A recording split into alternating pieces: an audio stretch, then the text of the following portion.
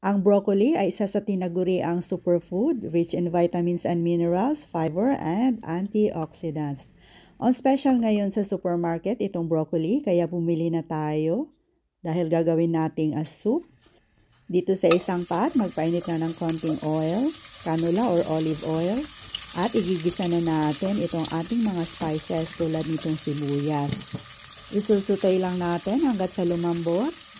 At saka idagdag na natin itong ating 2 butil na bawang. So pagpatuloy lang po ang paggisa at saka ilalagay na natin itong ating isang patatas. At idagdag na itong ating broccoli, 1 head of broccoli po ito.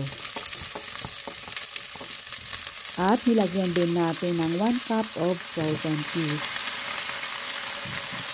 Ipagpatuloy lang po ang paggigisa ng mga about 1 minute at pagkatapos ay idagdag na natin itong ating chicken broth. Pag wala tayong chicken broth ay pwede naman tubig at saka 1 Knorr chicken cube. Ayan po, sulutuin lang natin hanggat sa lumambot. Yan, paghaluhaluin muna natin. At ipagpatuloy ang pagluto hanggat sa lumambot. Pag lumambot na itong broccoli at saka potato, ay i-off muna natin ang apoy dahil i-blend natin to. So gamit itong stick blender, i-blend natin hanggang maging smooth at creamy yung kanyang texture. So ganyan lang po.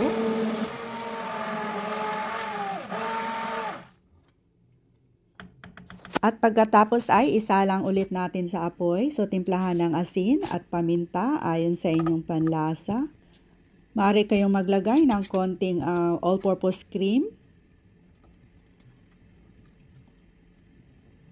At pag okay na, ay pwede na nating ilipat sa ating serving bowl. I-try nyo na din itong gawin mga mamshe. Talagang hindi mo talaga mamalaya na broccoli soup nga to. Ang sarap po. Para sa ating presentation, ayan, ilagyan natin ng konting cream sa itaas para lalong mas nakakatakam po. At eto na po yung ating napakasustansyang broccoli soup. Tara, tikman na po natin to. Maraming salamat!